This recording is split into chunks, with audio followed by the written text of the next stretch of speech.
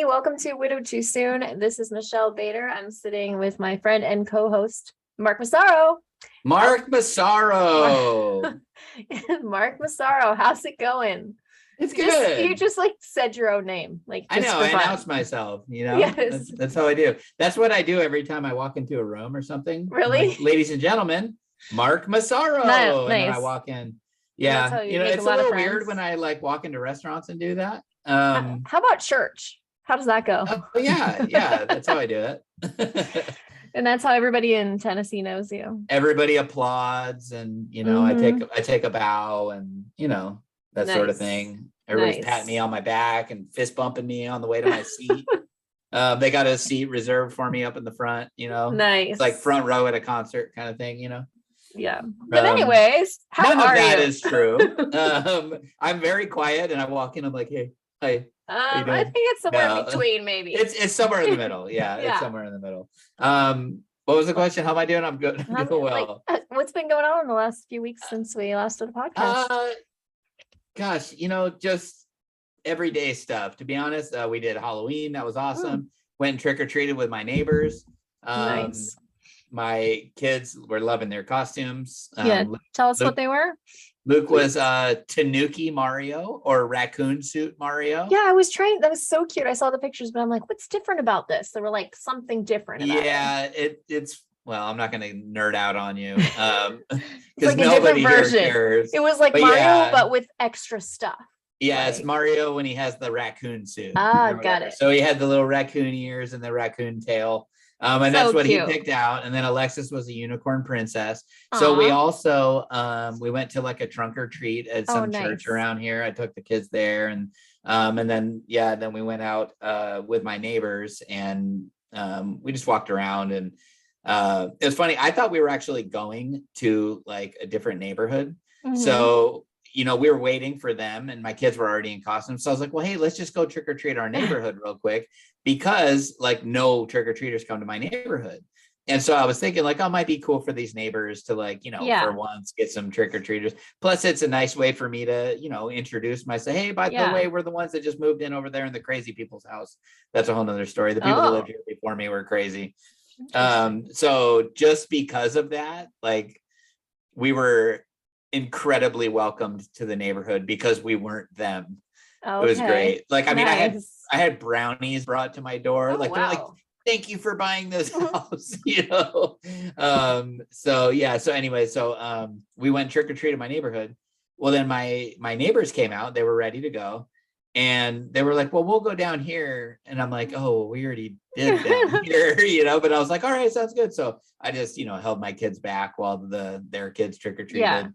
And then we walked around to the next street over and that street was like going off. Like, so that was pretty cool. Nice. Yeah. And what's funny as an adult, like come the end of the night, like trick or treat, like my legs are all tired. And I remember when I was a kid, like I would stay out all night. Like I mean, it was just about how much candy can you score, Now I'm like, I don't even care. Like, I'll buy you candy. Right. Let's just go home. It's just funny as an adult. So anyways, we had a great time. And then we got back and actually my neighbors said that they had they had just gotten all these cupcakes from something. I forgot what they said. And so I was like, oh, so trick or treat. And they were like, oh, you want one? I'm like, no, I'm kidding. Then they, insisted. So we got cupcakes.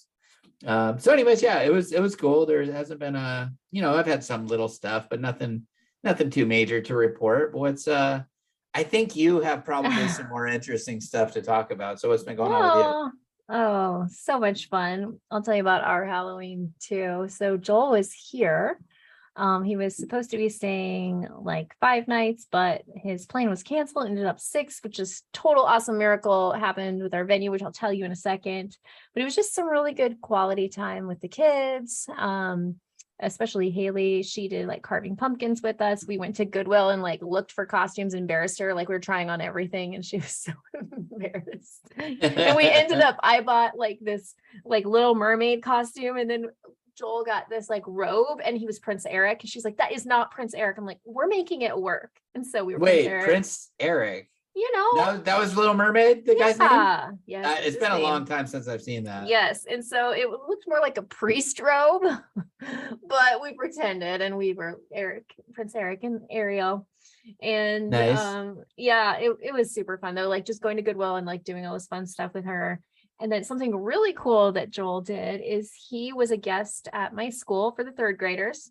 And he told them about being a pilot, and they loved it. Like I've never seen them like so quiet listening, and like so many questions. Like we had to end it because they kept asking, but then they were like, well, what if you crashed over the ocean and then there was a shark? And I mean, they were like asking crazy questions. Girl, don't ask him that. But he told them about the parachute on the plane and like all the things, and he like did a great job. He had made a video, and so he was telling him like all the controls and what everything does. And that's super cool. Yeah, and he related it back to them, about working hard for things. He told the whole story, which I learned things about him, about how he wanted to become a pilot. And he like, I don't remember how old he was, but he was like, God, if I am supposed to be a pilot, like somehow he ended up getting a job in aviation. It led to more things. And it was just so fun watching him interact with my students. So that was really awesome that he did that one day.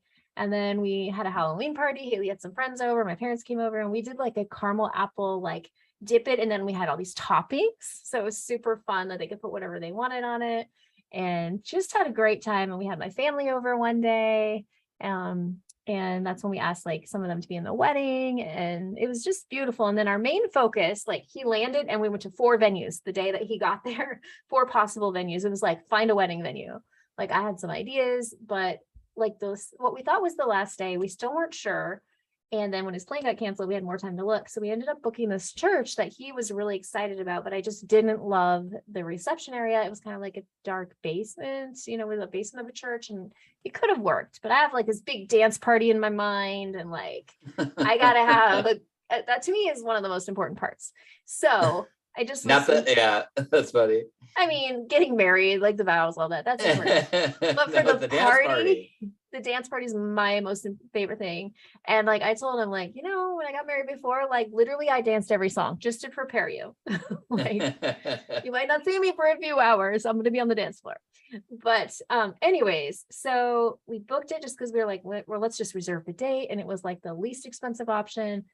And then, and also this might be interesting because you guys can maybe relate someday. So, Joel didn't have any checks with him. So I wrote the check just to reserve it. And it's like Luke's name. So my late husband's name is on the check. I'm writing to get married. It felt a little weird. And I told that to the coordinator there, and she's like, she's been widowed twice. So she's like, I get it, honey. Like my husband's been gone 10 years and he's still on stuff. But it was just like an interesting moment. Just like, oh, it's kind of weird. Yeah, of course. You would have never thought when you were signing up for that checking account that you were going to use those checks to be paying for a different wedding. And then I just was like, not that Joel's ever asked me to, but I just said, you know what, I will, just for respect for you, and we're starting our marriage, like I'll make sure his name is off the account before we get married, just so that it's like our account. Anyways, whatever.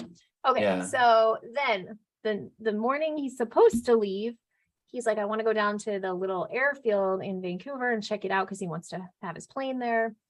Anyways, well, and this part you guys can be praying for. So he wants to keep his plane there. There are 200 people in line in front of him to get a hangar. So it would take years to get a hangar, and 30 people in front of him to get just like a tie down.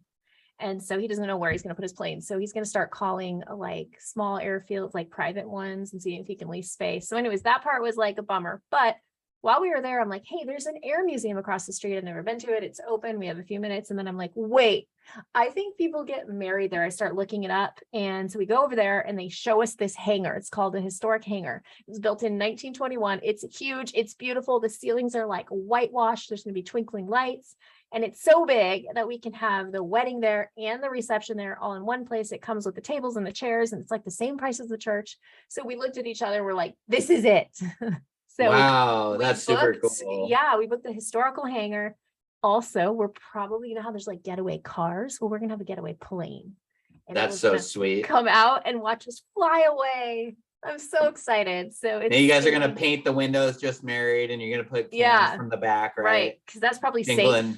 jingling cans at 150 miles an hour down the runway. Maybe not so much, because I want to live. I don't want anything to like interfere. So anyways, it was such a great feeling, like getting that booked, because it was all weekends. Like we were getting out spreadsheets, we were going over numbers, like. So was it because he was there for an extra day that you guys found that place? Like, oh, that's cool. It was a miracle. Like we weren't even like, we were going to leave without anything booked. And then we booked the other place. And then that morning, which that's a miracle too. He was supposed to be on a 12 o'clock flight, but he changed it to 2. And that's when we had time, and we ended up finding the hangar. So it was just like a total miracle that we found the place. And we're super excited about, like, it definitely fits because he's a pilot and then we can fly away.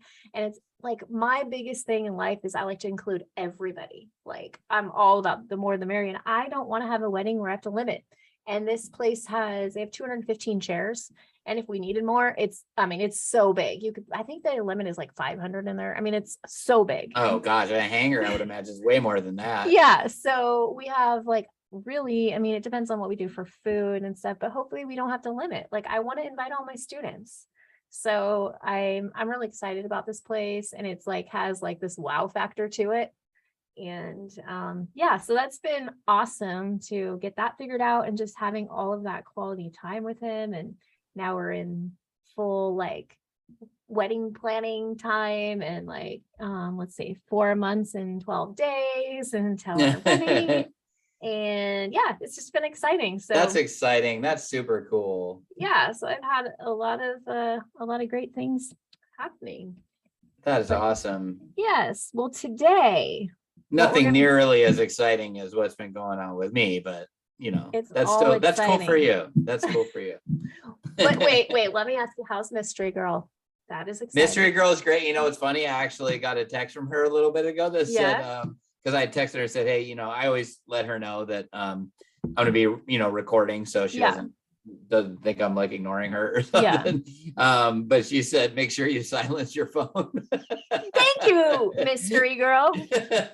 I literally almost said her name right then. Mystery Girl. Thank you for I reminded him right before we started, because he always forgets. Always. Like, there it is. There's his phone. Yep. Like for a year and a half, like however long it's been since we started, which gosh, it's been a minute. Is it a year and a half? May will be 2 years. That's insane. Of doing this podcast? Yes, because I remember we started on May 4th. May 4th. May the 4th. I remember that whole thing. So that's insane. Like that. Wow. Weird. So and now 22,500 listens later, which is insane to me. 62 countries, which by the way, it was pretty neat. So we can see which countries are listening, and also the percentages of people in those countries listening. And for most of these 62 countries, there's maybe 1 or 2 people listening in those countries.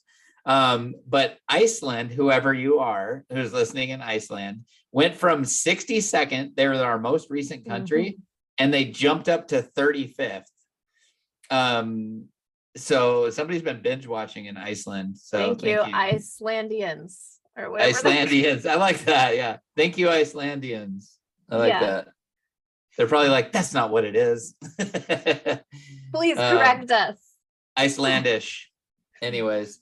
So that I thought that was kind of neat, because I'm like, wait, was that a dream? I thought I saw Iceland on here, and I kept scrolling and scrolling and scrolling. I'm like, whoa, how'd they get all the way up here? Wait. Were you scrolling with the homies? Did you just do the Clueless wave? That's awesome. Did you not hit scrolling with the homies? Right? Yep. Right? That's it. That's it. Right? Anyways. Yep. I have not seen Clueless in so long. I watched it last year or the year before with my kids. It's on, I think it's on, is it Netflix? I think. I saw it on something recently. Yes. That's super interesting. Hold up for a second.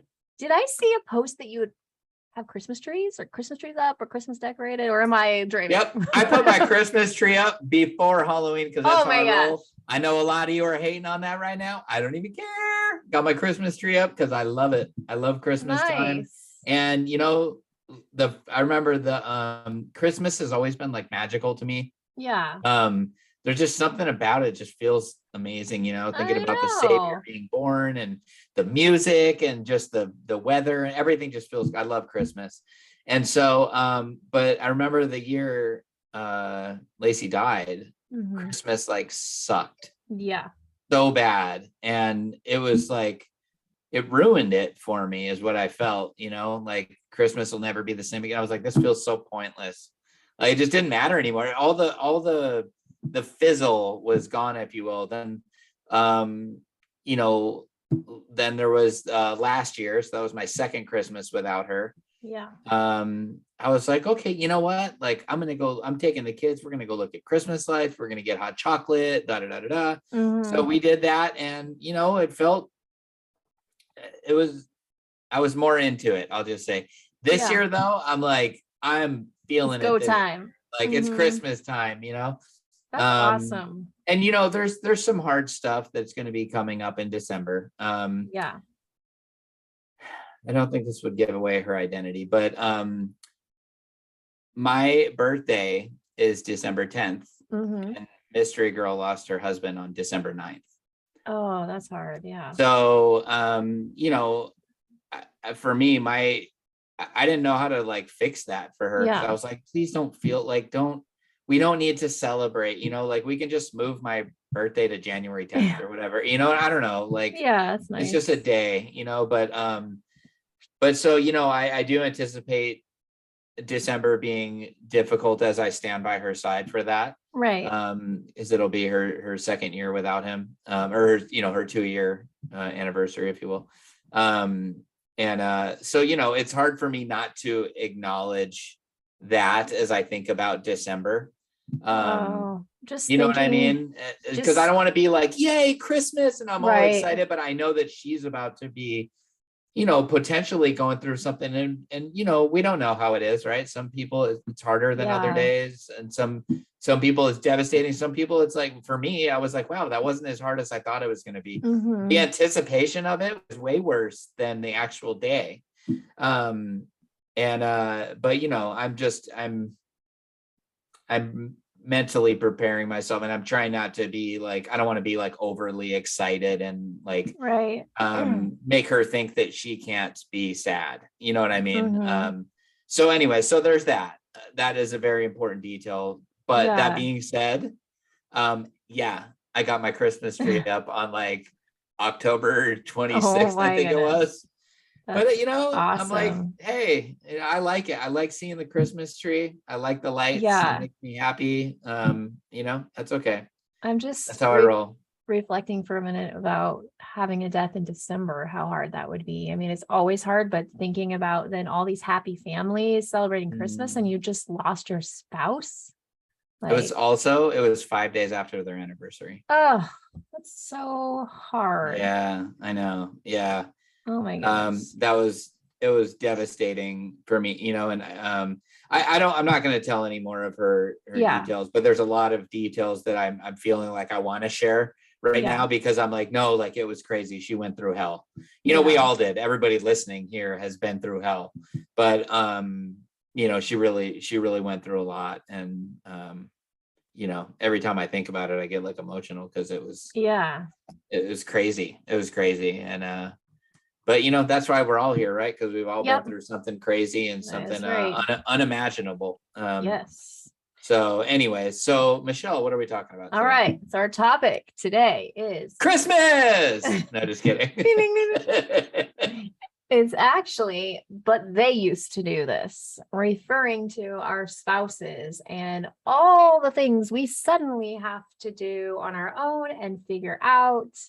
And it can be a little overwhelming in the beginning. So, Mark, what are some of the things that were overwhelming for you in the beginning? They're like, whoa, I have to do this? Like Lacey used to do this, and now all of a sudden I'm supposed to do this? Like, I mean, I know for us that we had spouses that were sick for a long time, we may have taken over some of those beforehand. So it could even be like when she was sick, like what are some of the things that you had to take over that you were like, whoa, I have to do this? This is what she used to do. Well, as you know, and as anybody who's listened to episode 1 knows, everything. Lacey was, she became she had a form of paralysis. She was unable to move. She couldn't get a sip of water on her own. So I literally took over everything. Right. That being said, and pertaining to what we're talking about, you know, there was a lot of like silly things that, you know, for a lot of people listening probably wouldn't be a big deal, but like for me, grocery shopping was really overwhelming. And like preparing meals and just all these different things, but like appointments and just managing the household in general was not something. I mean, I went to work before Lacey got sick. I went to work and then came home and we did the evenings together and we did the weekends together, but like she managed the household. She kept the house clean. She kept on top of the bills. You know, I didn't even go to the bank. I would just give her my checks. I would sign my checks and give them to her, and she would make the bank deposits. She paid all the bills. If there was an irregularity with something, she handled it. I mean, she was excellent at that stuff. She was so organized and meticulous and excellent at maintaining things. So that was one facet for me that was a lot to take on when she got sick, is in addition to taking care of her, taking care of my kids, taking care of my dogs, which is silly, but they're you know, you got to take care of them. But you know, then it was like, okay, we got to take over the bills. I remember for a while, like I was having a hard time keeping the house clean and people jumped in to help. But then I sort of got that under control. But there was just so much stuff. There was so much stuff. But some of the main things were, or one of the main things is like, there's such a huge void when it comes to like nurturing my kids. And I'm very gentle with them. I'm very loving with them, but I'm also a dad. And there's some major stuff missing from a mom. That Lacey was so amazing at, so sweet at, like, you know, she would think of like these projects and these crafts, and she would take the kids outside and they'd be paintbrushing with water on the sidewalk and and it was like these little things that I'm like, gosh, I would have never thought of that. You know? She was taking them to museums and to this and to that. And so, just nurturing, I'd say the ability to nurture so well was probably one of the harder things. But just to you know, give you a chance to interject, how about for you? Just kind of like the opposite things. Like I didn't realize how much he did until he was gone. Like he basically did everything outside, and he hadn't been able to do that in a while, so everything was way overgrown. Like I remember like the day after he died, my whole family was there. My brothers were out doing yard work, and people were you know, that thing called like it's like a filter, you know, and the air flows through it. For the house on the ceiling. I remember they pulled that down and it was just full of dust. They were cleaning that, and just like all of these things that hadn't been done in a while because he was sick. I also remember the first time that a light went out. Like he did all light bulbs. Not that I couldn't change a light bulb. It was just like I never did it. Like sometimes it's not just changing a light bulb. Sometimes it's, you know, 10 feet in the air. Or whatever, exactly. You know? It just was like his thing. And so I remember the first time, I remember Haley and I being at the store, and I was like, what kind of light bulbs? Like we were just like looking at all of these, and we just chose some. Like we didn't even know. Like I never bought light bulbs since I've been married. Anything to do with the car, for sure. That was hard. Just like, oh, we got to change the oil, we got to do this, the lights are on. Like whenever anything would happen before, I'd be like, the lights on, and he'd go and he had this like thing that tells you what the lights mean, the codes and the, you know, he knew how to do everything himself. Like the time I ran into, you know, at the gas station when they have those yellow poles, you know, there, so you don't hit your, you know, whatever. I got yellow over the white Mercedes. He went out there and he buffed it out and it looked perfect. And like, you just fix things. I think that's the goal, so you don't get too close or something. Yeah, I hit one of those. That was fun. Let's see, what else? Anything to do with like that's great. I hit one of the poles that are there so nobody hits the gas pump. So hey, good thing they were there. Good thing it was there. I don't even remember much. I just actually came across a memory that showed that, and I was like, oh yeah, he did that. I missed like anything to do with like yard work and tools. And like, here's a big one that sticks out in my mind. So my old house, not my new house, my old house, there was sometimes a mouse problem. And the boys thought they heard a mouse in their room, and they were like, it was the middle of the night. This is, I don't know, a few months after he died. And they're like, can you set a mouse trap? And I'm like, I don't even know how. So I found him, and I was crying in the middle of the night. I don't want to do a mouse trap by myself. I figured it out. But it was the point that I had to do it. It was like anytime something would come up, it was the point, and it would throw me into grief. Like, that's what it was about. Smoke detector. Remember that going off, trying to figure out how to change. I mean, he did all of that stuff. Discipline. Like, I mean, we both do discipline, but it was more like his thing. So that was different having him gone. Teaching my oldest, and now I'm teaching Haley like how to drive a car. Like, Luke did a little bit with Hayden before he passed away. But I've had to do all of it with Haley, and I'm not good at it. And like she's like, you have to explain it, not just like, you turn when it feels right. Like, I'm not good at explaining it. In fact, she was gonna drive with Joel, but we ran out of time. But next time, like, have him show you. Like, I'm not good at all this. And girl, you see that yellow thing right there? Don't hit that. Don't hit that. I mean, listen, it's never been like a big strength of mine. I got in 2 accidents in high school, and I got most likely to hurt herself while opening a car door. And oh my gosh. And I got best driver because as a joke. So, Oh, that's funny. Okay, but seriously, like, I know people that have crashed way more than 2 times. Like, well, that was 2 times in high school. So there's been a few more after that. Okay. But anyways, let's see, hanging pictures. He used to do that. And like, Haley will look at when I hang pictures. She's like, because she's like really like him. She can fix things. It bugs her if things are not like straight. And she's like, that is not right. I'm like, it's the best I could do. Okay. Like, I don't like get a level out and do all that. I just go, oh, that looks good. I saw a video like that was really funny. It was like, it's all how men hang a picture versus how women hang a picture. And it showed the guy with like his tool belt on and the level and the tape measure. And that's how I do it. Yeah. I'm like, I find the center line and all that. No, I don't do all that. But it looks perfect after all the pictures of my whole downstairs. The top of them are all at the same level. Wow. If you shoot a laser level around the room, it's going to hit everything accurate. Wow. But then it showed the woman go up to the wall, and she kind of like held it up to the wall and was like, yeah, that looks about right. And just put a nail in the wall and hung it. Yes. Hey, you know what? That can work great too. And I'm not going to lie. I've done that before. I do that sometimes. If I'm hanging it on a wall where like, I'm not trying to like center it or this or that, like, yeah, you can, there's a lot of times where you can get away with just eyeballing it. And you're like, yeah good, Yeah. I got more on my list. Bill. Yeah. That was his thing. So, I was pretty proud of myself though, to go from not knowing how to like pay bills to being able to buy a house and learning all that stuff, So that was I was going to mention that was huge. I remember that whole season. Yeah.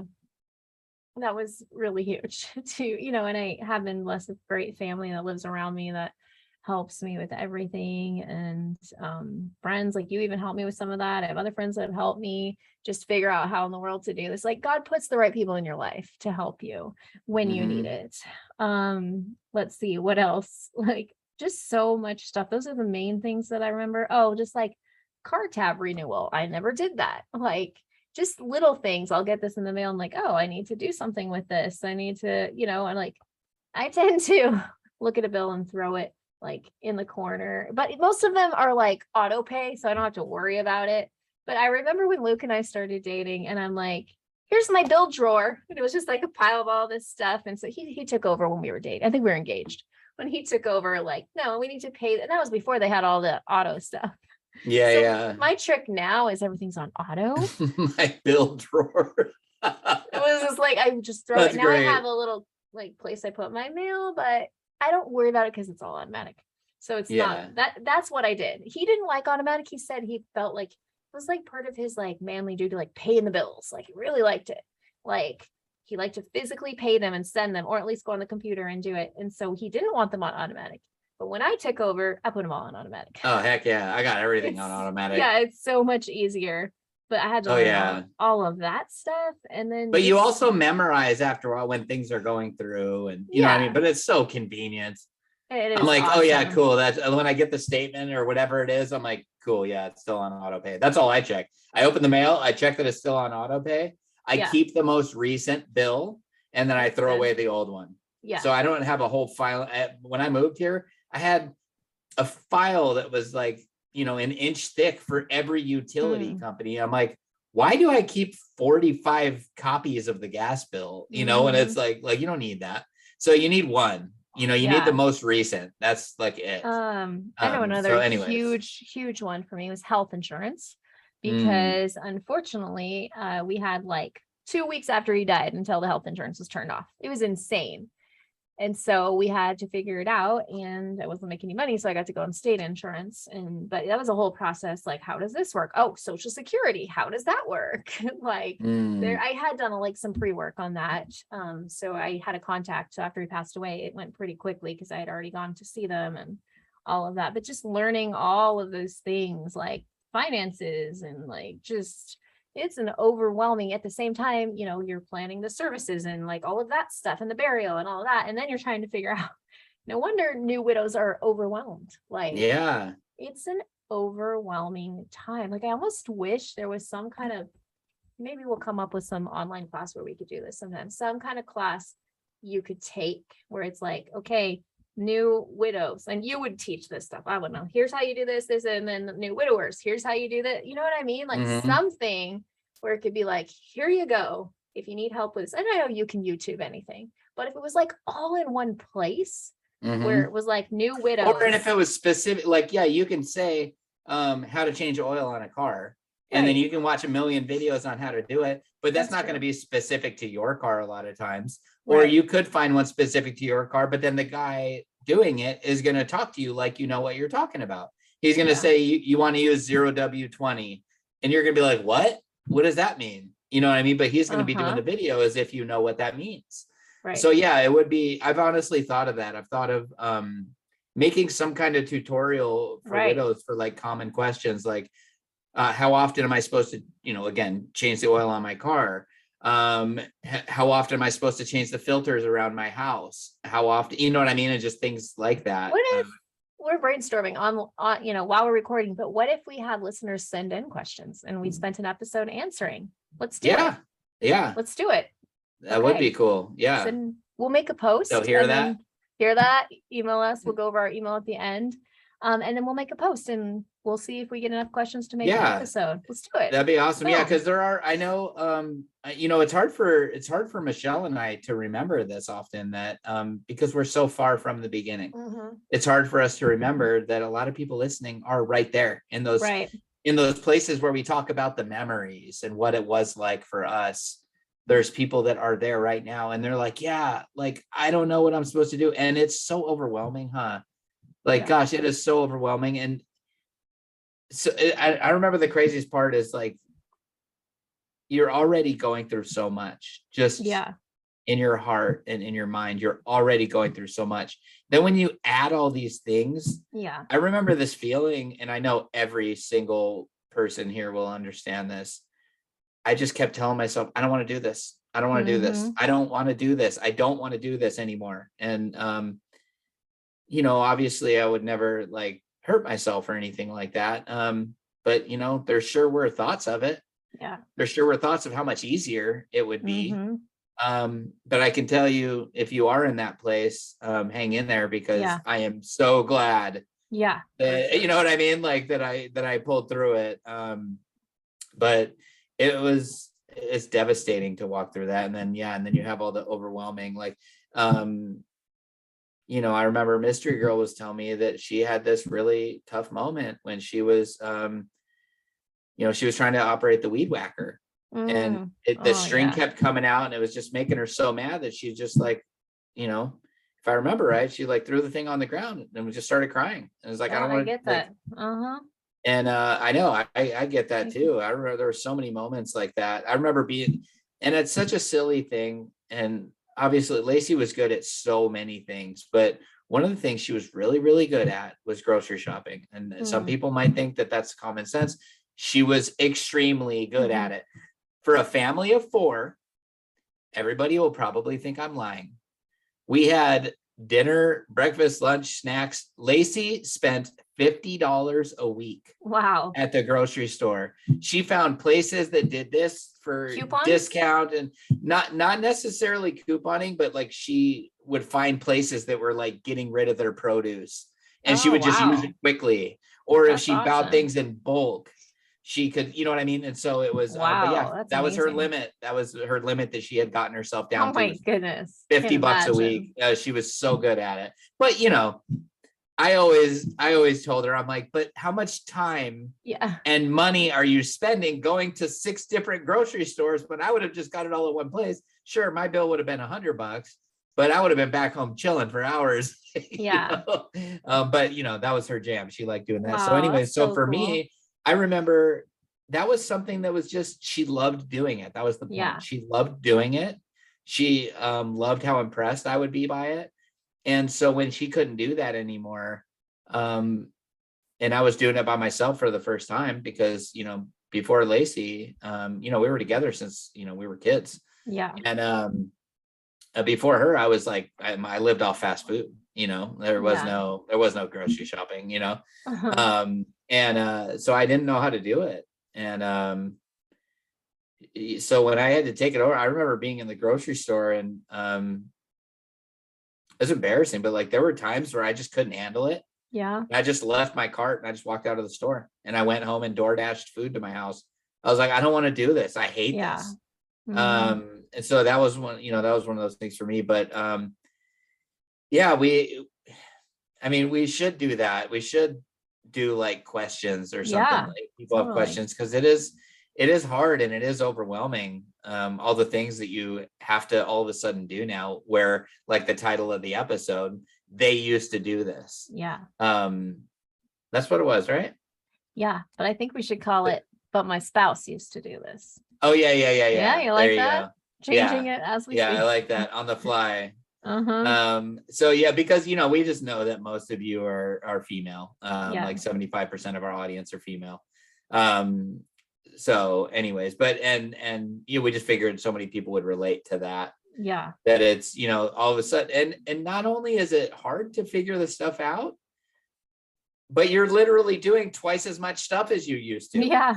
And that's if you were in a good partnership, you know? Yeah. I don't know. It's just, yeah. Anyways, I'm sorry. The babble man. So no, it's good. So what helped you? Maybe we can talk about what helped us. Like what helped you with the things you didn't know how to do? Was it just time and experience doing it? Or did you have people that helped you learn how to make appointments and go grocery shopping and the stuff that was hard for you? I'd say a little bit of both.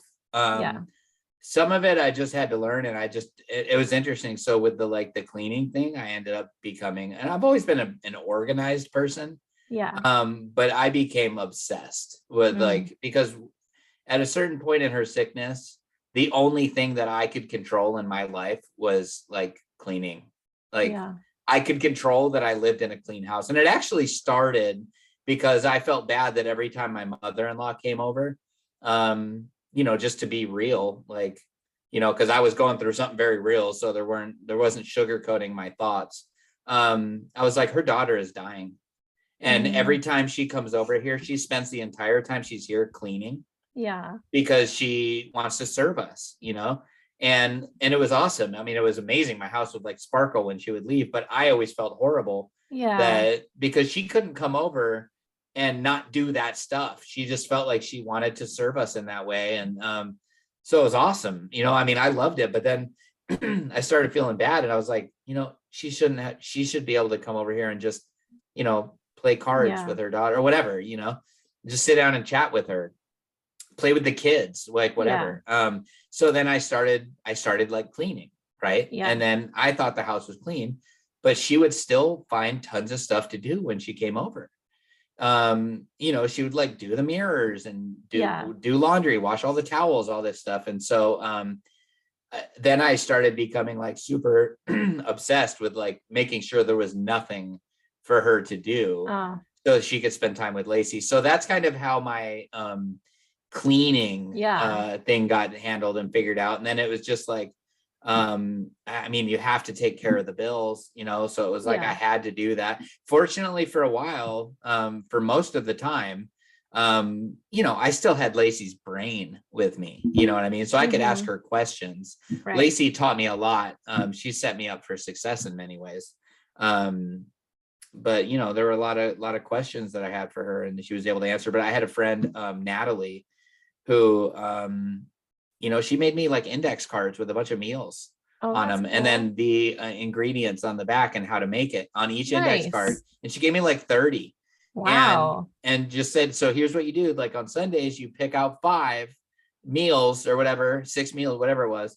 And then you flip over and you see what you need and you write all this stuff down on a list.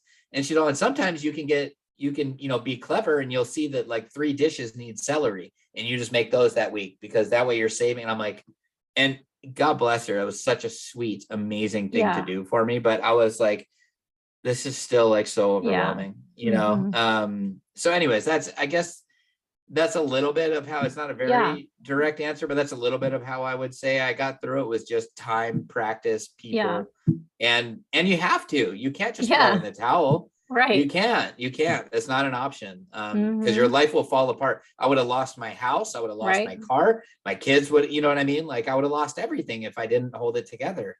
But I had friends. I had my friend Tamara was really, really amazing at signing up for, homeschooling my kids. And I couldn't have done that without her. I could not have done it without her. So anyways, there was a lot of people that that contributed in different ways over time, and but a lot of just figuring it out for myself, and just deciding that I wasn't going to fail. And that was the main thing, is I said, I'm not going to fail. And I just started trying to figure everything out. And so anyways, how about you? How was it? How did you a lot of tears? I know. And even I remember I made a post about this too, like right after Luke died, maybe a few months, I like put together a lamp by myself and was all proud of myself. And so it was like the little victories, like, cause I never put anything, he put everything together. The little victories that made me feel more confident, like, oh, I can really do these things. And so it was just time and experience. And then a lot of it was help from my brothers and my dad. With like, coming over and helping me do things, and like, okay, there's a problem with the car, or I need help with the backyard. And then especially when I moved, I couldn't have done that without all of my family, like physically, like I couldn't move the couches and do all this stuff. And so I had everybody helping me with that. And what's kind of cool now is Joel's taking over some of these things. Like whenever he visits, he's like taking over the tools, and eventually we already talked about it. He'll do the bills, because I'm like, that is not my thing. Love it if you take over that. He will do, well, right now we have Peyton mowing the lawn, which is awesome. But he'll probably take over like kind of like yard stuff, and I'm sure he'll do mousetraps if I ask him, and light bulbs and smoke detectors. I have a feeling he will. Oil and like, he's an airplane mechanic, so he also knows a lot about fixing cars too. Like he's good at they're hand in hand. Yeah. So I think it was just a lot of, in the beginning, definitely calling. I would usually start with calling my dad, and then him and my brothers would help with whatever. And a lot of that in the beginning. So that, and then friends, and just doing it, and then gaining the confidence, like, oh, I did that. Okay, I could do more.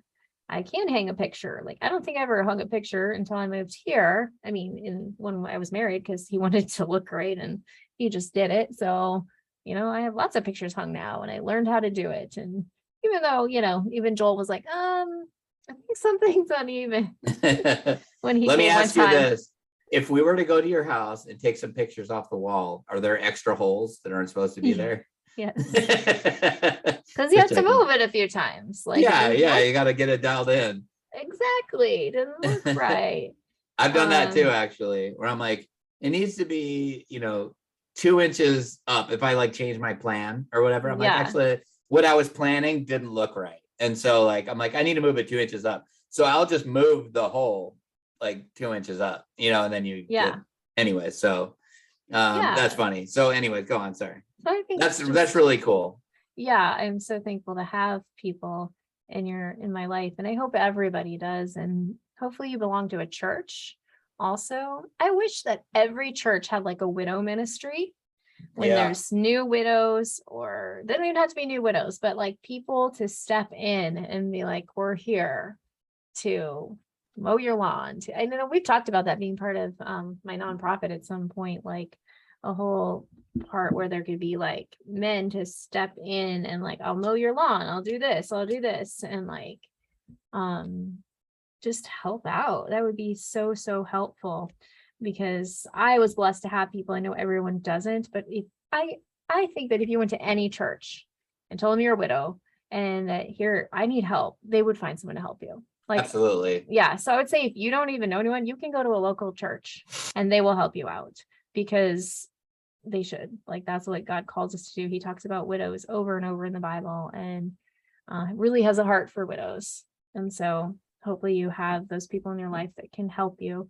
And then, plugging into a widow community, like finding other people who are like, oh, I totally relate. Here's what I found. This is how you do it. They can help you through it, because you really can do all of these things. Like, men can do all the women things, women can do all the men things. Like, we just have to learn how. It's just like we haven't had to learn how to do all of it because our spouse did it, but we can learn how to do it. And then, like I said, I'm feeling excited and relieved because I'm having, in 4.5 months, Joel will be my husband and we'll be able to take over these things. That's awesome. Yeah. And, it's funny because I don't know why we say things like it's not funny. I don't know why that's why do we say it's funny? Why is that a funny? Why is that a way to like start? I don't know. I know, right? Anyways, it's one of those things. So, and then there are some things that you never really learn how to do right. Like, you're just not as good at them. Right. You're not nurturing. Me being nurturing towards my children. I am never going to be as good as Lacey was at that. Like, never. It doesn't matter how much I practice, how much advice I get. I don't have that motherly patience. Like, I'm like, stop mumbling, spit it out. You know what I mean? Like, and it's hard to be perfectly patient. And you know what I mean? I'm really nice to my kids. I'm really good to them. So I don't want to make it sound like I'm all for them or anything, but there's just times where Lacey would be like, oh, and why not, honey? Right. That's her response, where my response is like, no, I don't think so. Like, don't try to trick me. Get your butt upstairs and do it. You know what I mean? And like, so there's just a different approach. And that's just I'm very loving to my children. Right. But I'm also what a father is supposed to be. I'm, a disciplinarian, like in a form, of course, like you need to love them 9 times out of 10 and then discipline once. You know what I mean? That needs to be the balance. You need to be way more loving, no matter what. If I, have to discipline my children, no matter how much they're disciplined or whatever, whatever it is we're going through, if I were to stop and ask them at any point, do you know that I love you? They would be like, yes. Yes. And there were, you know what I mean? There were, and even, when they were younger and I would spank them or whatever, Luke, every now and then, pretty rare, but every now and then he still needs to get spanked. But I immediately follow it up with hugging them. And I hold them and I'm like, that was your punishment. It's over now. I'm not going to carry this grudge against you, man. But it doesn't matter. No matter how sweet I am to them, I will never have maternal instincts. Right. Good point. And so I'd have to imagine that right now I got really excited as you were talking, not to be selfish, sorry, but I started thinking about the idea of having that partnership again and not being alone. Yeah. I mean, I've essentially, Lacey got really sick and it was in, February 2019 that everything started. Yeah. And so that's a long time ago. That's a long time that I've been, where everything changed, where I didn't have a normal marriage anymore. And then it just kept getting worse and worse and worse until she died. And then it was, now, okay, you're on your own. And so for me, I got really excited as you were talking a minute ago, thinking about like how wonderful to have that like partnership again, and how wonderful to have somebody by your side again, and somebody to discuss everything with, where you're like, well, what do you think? Like, I'm so sick of making every freaking decision by myself. Like, everything's on your shoulders, right. everything's on your shoulders, right or wrong. There's nobody, like for me, one of my biggest fears about moving to Tennessee, there's nobody to share the responsibility with if I'm wrong. If I'm wrong, and this is and I screwed up selling my house in Southern California, moving across the country to East Tennessee, where I don't know anybody. This could be a huge mistake because it's really hard to leave Southern California and come back. Right. But I was like, there's nobody to blame but me if this is a mistake. That was scary. And that's, at least when Lacey and I talked about moving out of state, if we screwed up, it would be we screwed up. We'd own that together. And so just that, I don't know, there's just so much. That's why I don't understand when we've seen people hate on you or just whatever for wanting to like be married again. Like, I just don't know. No. Haters gonna hate. Oh wait, that was last episode. Haters gonna hate. Yep. They are. No, it is an exciting thought. The closer I get to being married again, I'm like, wow, this is gonna be awesome. Like, it's not, right now we're doing long distance and we see each other like once a month. But when we get married, he's gonna live in my house and we're gonna share all of these things. Even one time it just like hit me, like I haven't had someone to help pick up the kids or anything. I mean, my parents help in family, but like, like a spouse. And I was saying something about, well, would you help? He's like, of course. And I'm like, but they're not your kids. He's like, but I'm going to share in it like they are, like we're going to share that. I was like, whoa. And Luke was sick for so many years. He couldn't really go pick up the kids much. So I was like, I haven't had that in so long. And even that fact, I was excited about. I'm like, whoa, like a lot of times as a single parent, you're supposed to be in two places at once and you can't.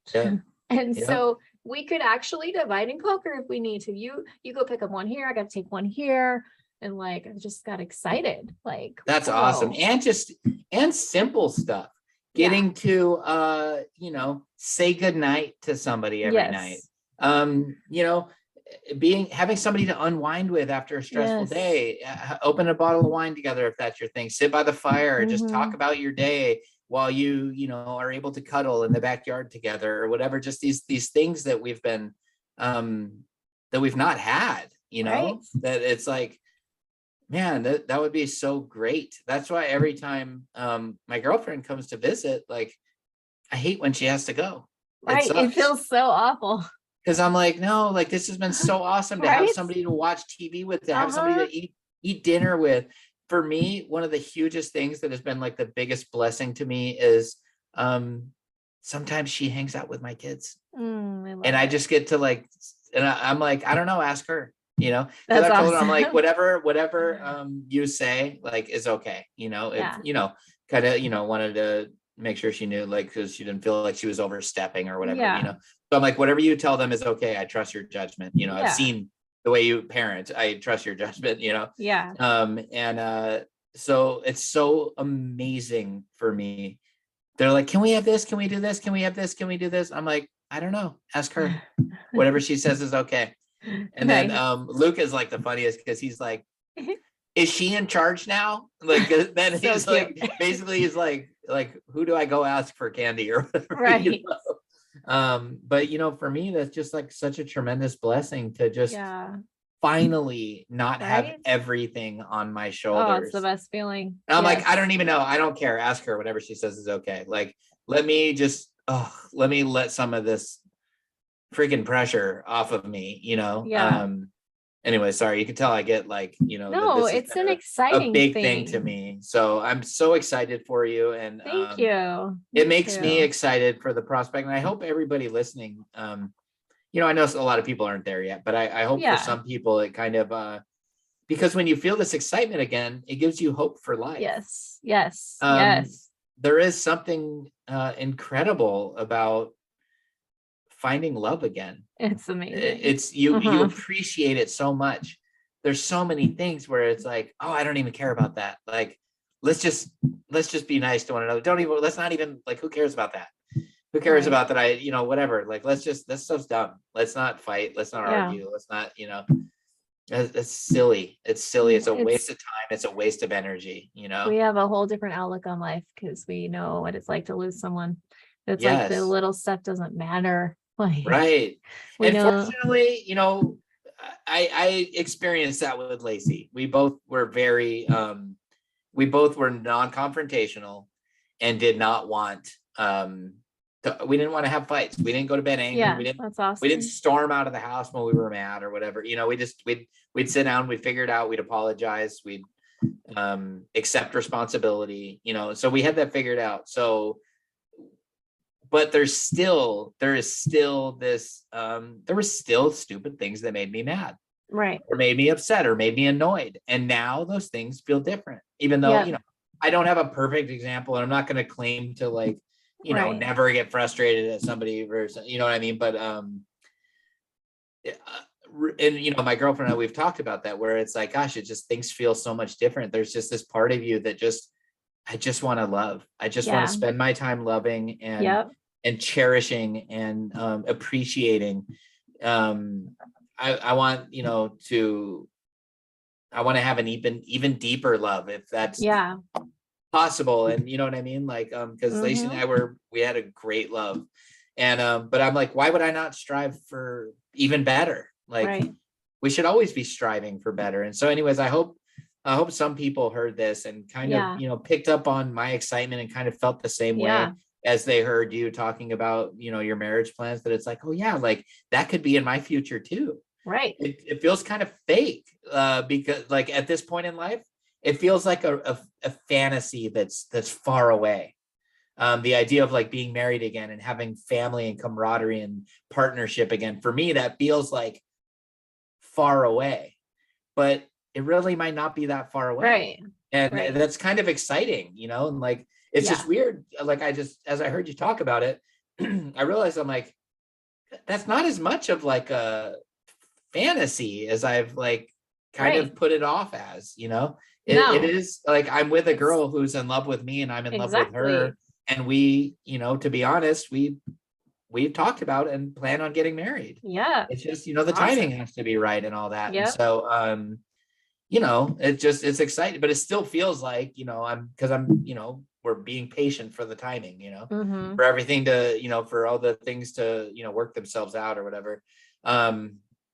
The logistics, Yes. and so, you know how it is, I do. There was a time when this seemed very far away because we didn't know who was going to move and how it was going to work, and lots of other factors that went into being in a place where we could say we're ready to get married. And so it seemed like forever. And then all of a sudden it's here and it's like, whoa, 4.5 months, that's going to fly by and we're going to be married. Like, it's crazy because now awesome. it just felt so much more real this time when he came, like the first time he's been here since we've been engaged. And just like, he felt like part of the family, like with my kids, with my parents, my brothers, like I can see this now, and now he was like, I'm not just coming to visit, like I'm coming to preview where I'm going to live. And like, just, that's awesome. It felt different to him too, that, wow, I'm moving here, and just, it sometimes like blows me away that like he is changing his whole life for me. And like, sometimes I was writing in my journal today, just like, thank you, God. Like, I can't believe that I found this amazing man who loves me so much. He's willing to change his job and where he lives and like all of this.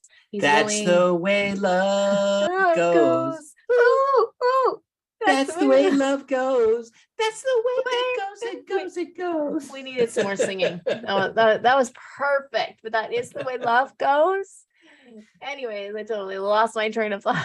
Sorry. But dude, I'm just so in awe of what God has done in the last 2.5 years, even in the last year to get to here.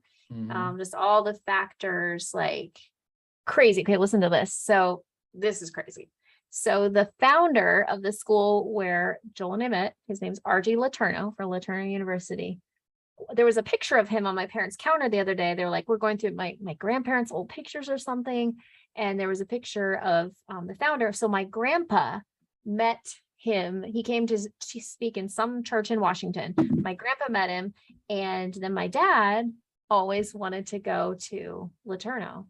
And he wasn't able to, but then my brother went, and then I ended up going. And then, through all these circumstances, Joel ended up going. That if my grandpa hadn't met RG Letourneau in 1968, I believe it was, I wouldn't be with Joel right now. Like, I was just like, whoa. Like, okay, that's kind of crazy, right? Because there's no way I would have like gone to this random school in Texas. So yeah, I love stuff like that. Yeah. Because it kind of gives you, it's one of those things that gives you perspective on God looking at things from outside of time. Yeah. Right. Because I mean, I could even say that, like, and this is like a weird one or whatever, but you know, that's how my brain works. I think about this stuff, but I'm like, if my dad wouldn't have beat my mom and left us, I would have never anything, you know what I mean? There's so many things that I could think about that where I wouldn't be at this point in life. Also, I've thought about, you know, I used to not understand why certain things, you know, I'd say I struggled trying to understand why certain things, why certain people got away with doing things to me in my childhood, and why nobody was ever gotten in trouble for that or whatever. But, you know, I thought about it though, and was like, you know what though?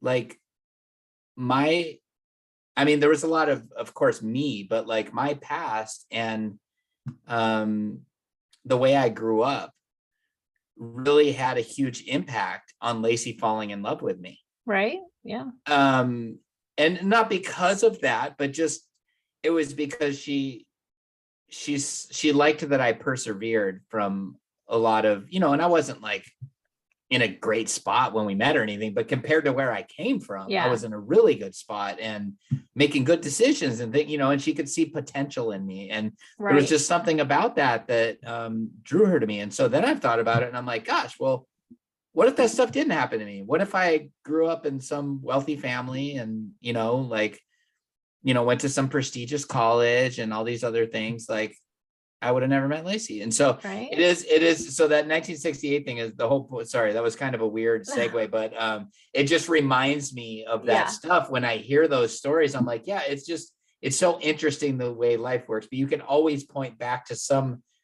crazy, difficult time you've been through.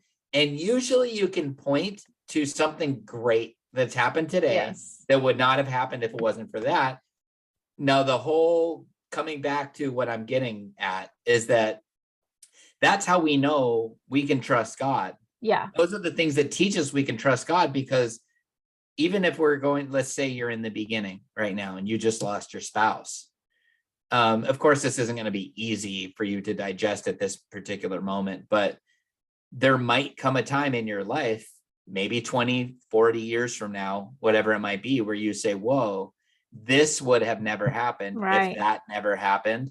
And it doesn't mean that you'll be happy about it, of course, but you might have a deeper understanding of the why. Maybe we're not meant to understand the why. But you know, you and I have seen a lot of things. I got another one. Yeah. Awesome. If Mark Zuckerberg had not invented Facebook, and we wouldn't have met in a Facebook group, we wouldn't have started a podcast, and you wouldn't have met Mystery Girl. Boom! Oh, boom! Boom! Take that one. That's a good one. So wait, so what you're saying is that I owe it all to Mark Zuckerberg and not you? Oh, no. Just checking. Just checking. Okay. But okay, crazy. Like, yeah. Crazy. No, that is. I mean, we've mentioned it many times. I have. and actually I think it's really funny, but also like really true. Yeah, it's just, and especially as everybody's heard, like I was very reluctant to do this. Didn't think anybody would care. Didn't think it would help anybody. Like, just didn't want to do it. I just was like, nobody cares what I have to say. And and then here we are. We started this podcast, and I've met some really awesome people through this podcast, including my favorite Mystery Girl. You know, so anyways, it is cool. It is interesting. I want to challenge you, listeners, if you're like in a hard spot, or anyone, if you're a good spot or a hard spot, think back to like something hard that's happened in your life and try to find something good that has come from that. Like, even though, or something like we were doing, just, it doesn't even have to be something bad, like something in your life that ended up something like, whoa, if this wouldn't have happened, then this wouldn't have happened, and this wouldn't happen. I just like those kind of things I get really excited about. Like even just the other day, like if Joel's plane wouldn't have been canceled, we wouldn't have found the venue. Like right. Little things like that. And I'm like, whoa, God, like you have such a plan. How do you do this? You move this to do this, like, and then how does it affect others? It's not like he canceled the plane just for Joel. You know what I mean? Like you start thinking like it had to affect other people, hopefully in good ways too. And like, or this happened because like it's a domino effect. Right. And, it's just cool. I totally agree. There's, there's so many of those things and you can really go down the rabbit hole, like thinking about deep things where it's like, well, I remember this person helped me get through this season. And if I didn't meet this person, I wouldn't have met that person. Mm-hmm. And had I not agreed to go to this new church with Lacey one time, I would have never met that person or whatever. Right. One of my best friends, this guy, Chris, who I've mentioned 10,000 times, I would not have met him if I didn't agree with Lacey to go. Sorry, that was hard to say for some reason. To start going to these small groups. I didn't want to go because I got up for work at 3:15 in the morning at that time. And the groups, we didn't get home till like 9 or 10 at night. And I was like, I can't, babe. I just can't do that. And she's like, come on. Like, I think one night a week will be fine. And I'm like, all right, fine. But like right when I get home, I'm going to bed. And please, like, let's not linger. Like we have to leave when it's over, And so because I went to those small groups, I met some men that we became friends. They invited me to the men's retreat that I would not have gone on. Mm-hmm. Well, at that men's retreat, even though I'm not really close with anybody from that men's retreat, I met Chris there. I met him at the men's retreat. And even though we went to the same church, we didn't really know each other, but we got a chance to talk and, to be honest, kind of nerd out together.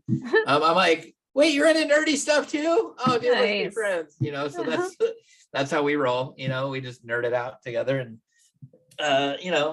talk about it. I'm sorry. I'm getting a leg grab. Oh, I'm sorry. Live on air. I'm getting a leg grab. Those are awful. I'm like trying to like reposition on my chair here to make it go away. And it's just like my leg's all locked up right now. So anyways, Chris is awesome. Ow. So anyways, This is good. Do you have anything else to say about this subject? Or I think no, you covered it pretty good. Well, I will ask you a question. Okay. And that's how I would end it. So let's say you were in the beginning of this. Let's say Michelle now is talking to Michelle in the beginning. Mm-hmm. And Michelle in the beginning says, I just don't know what to do. Like, I don't know what to do. What would you tell her?